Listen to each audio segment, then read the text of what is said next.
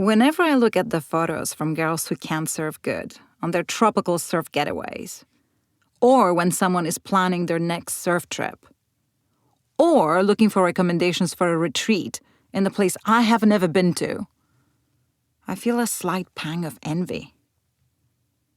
How do they do it? How come everyone but me has so much spare time and money to travel and surf? And that's what we will cover in today's episode. So let's learn how we can surf more, even when we have jobs, bills, and responsibilities. Welcome to the Wipeout Weekly, the daily podcast for beginners, wannabe surfers, and seasoned wipeout enthusiasts. No hype, no filler, just the highs, lows, and honest truth about learning to surf and finding your place in surf culture. I'm your host, Suze Wilson. Let's go out. Let's be honest. I have zero grounds for jealousy. I can bike to the surf in 15 minutes. It's free. And yet, I have plenty of excuses for not surfing as much as I should. The waves here in Venice Beach are too big at times. It just rained and they tell us not to go out in the surf. Oh, look, there are burned remnants of 20,000 properties floating in the ocean. And my staple excuse, I just don't have the time. Despite working from home for the past 7 years, there were always client calls, team meetings, and silly work tasks that just had to be done right when the break was working. The truth is, I didn't prioritize surfing enough. But this ends now. So if you're in the same boat, if you find yourself staring at surf trip photos and wondering, why not me? Or if you're looking for ways to maximize your surfing time, we've got plenty of advice from girls who can't surf good for you. Let's start with the obvious question. And this is a pep talk to myself. Do you actually want to surf more, or do you just like talking about it? Do you enjoy daydreaming about faraway surf spots, warm water, no wetsuits required, but you don't want to do anything about it? I only ask because surfing more may require some changes you're not comfortable with. I mean, I may not be comfortable with. Still want to surf more? Okay, let's begin. Because tons of people have already flipped the script on how they balance work and surfing. And we can learn from them. First up is the art of financial minimalism, as I would like to call it. This is a classic.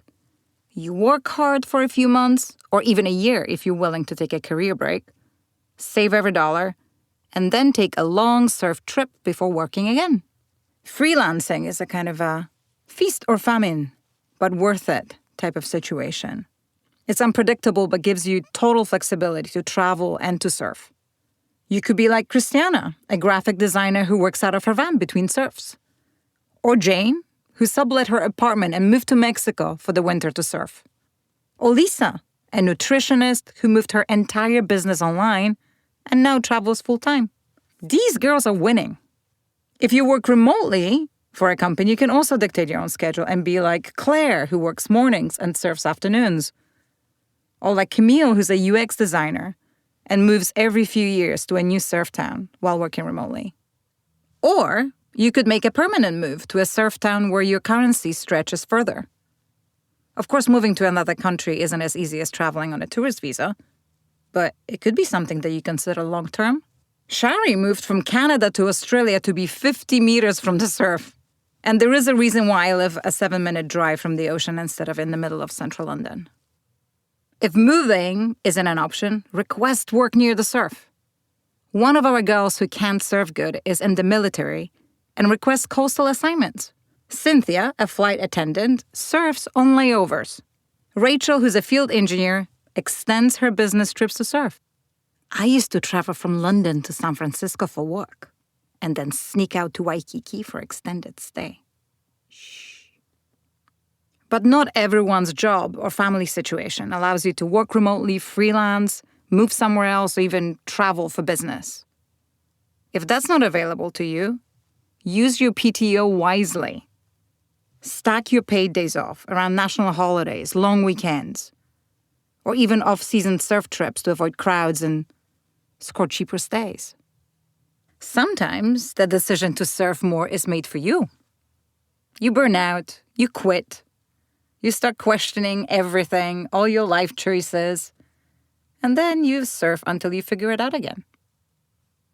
And now you can start thinking about a new career with surfing in mind. And we've got some solid options.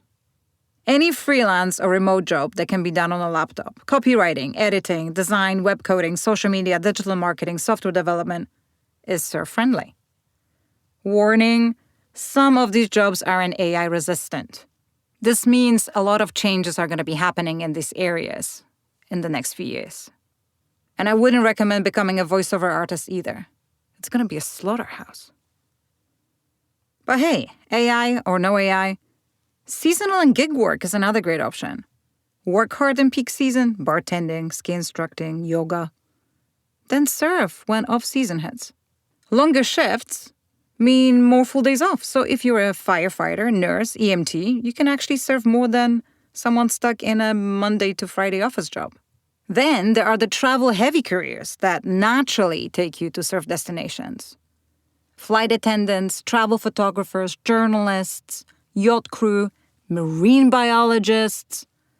Some of these are easier to get into than others, but hey, you can pull it off. Why not get paid to travel and surf? And if you need a stable paycheck, teachers and government jobs tend to offer big PTO, paid holidays, and summers off. I don't want to work in the government. Do you want to work in the government? Now on to the Holy Grail. Just make surfing your career. I know what you're thinking. That's not realistic.